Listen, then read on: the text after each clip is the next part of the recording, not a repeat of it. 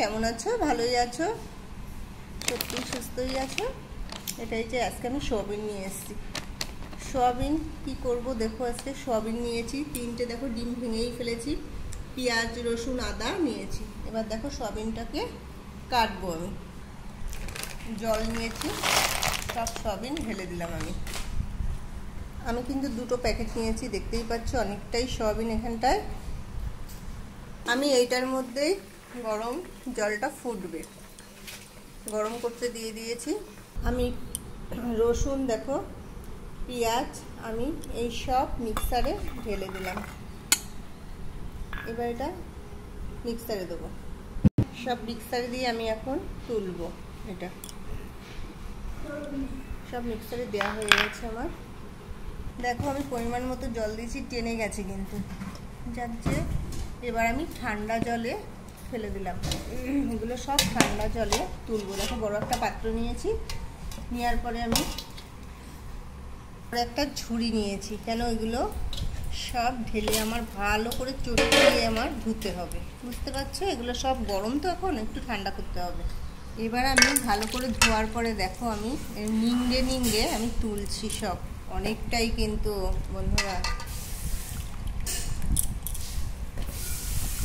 সব এরকম করে আমি পুরো দেখো তুলছি, কিন্তু আমার সব জল থেকে তোলা হয়েছে, আর কিছু আমি সোয়াবিন দেখো রেখে দিয়েছি।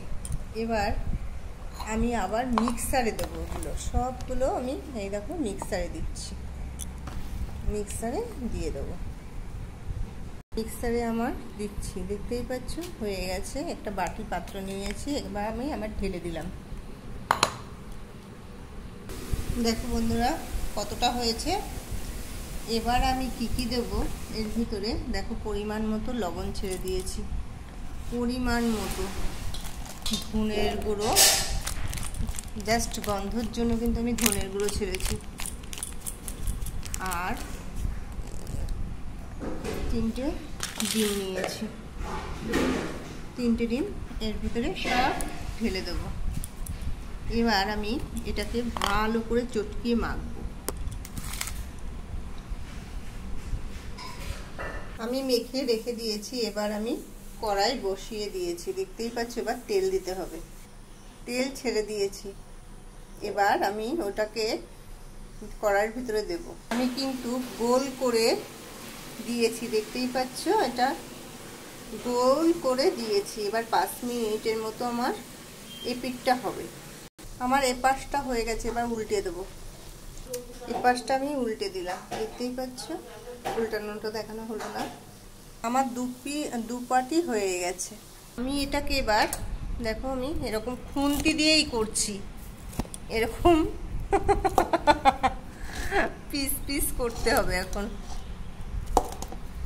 মানুষে খুন্তি দিয়ে পারে না? হ্যাঁ নিশ্চয়ই পারে। ওই দেখো কি সুন্দর পিস পিস হচ্ছে, দেখো সব পিস পিস করে কিন্তু আমি নিয়েছি। এবার চলো রান্নাঘরে। ফাঁকে আমি কি করেছি, দুটো বাদাম ভেজে নিয়েছি। আমি তেল দিয়ে দিয়েছি কড়াইতে, দেখো আমি জিরে ও সম্বরা দিয়ে দিয়েছি। এবার আমি একটা আলু নিয়েছি, আমার কিন্তু আলুটা ভাজা হয়ে গেছে লাল লাল। সেই মিক্সারে পেঁয়াজ রসুন আদা এবার আমি সব পরিমাণ মতো এক সাইডে ছেড়ে দিলাম। আমার তেলটা রয়েছে আমার কড়াইতে, পেঁয়াজ রসুনের মধ্যে একটা সেন্ট থাকে, সেটা ছড়িয়ে গেছে আমার, এটা কষানো হয়ে গেছে। এবার লঙ্কার গুঁড়ো, জিরের গুঁড়ো, ধনের গুঁড়ো দেবো, দেখতেই পাচ্ছ। এবার এর ভিতরে আমি সস দিলাম একটু, আবার নাড়াচাড়া করতে হবে। এবার আমি আবার একটু হলুদ দিয়ে ছেড়ে দিলাম। এবার একটু হালকা চিনি দেবো কালারের জন্য,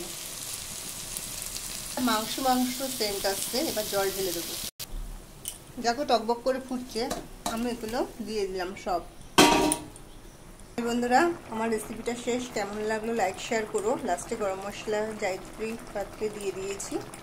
ঠিক আছে, টাটা বন্ধুরা, লাইক শেয়ার করো। একটু বড় হয়ে গেল ভিডিও, উপরে বাদাম টাদাম ছড়িয়ে দিলাম। টাটা। লাস্টে গরম মশলার পরে আমি একটু হালকা ঘিও ছড়িয়ে দিলাম, দেখতেই পাচ্ছ। টাটা বন্ধুরা, আমার সোয়াবিনের তরকারিটা কেমন হয়েছে বলো রেসিপিটা। টাটা, লাইক শেয়ার কমেন্ট করো।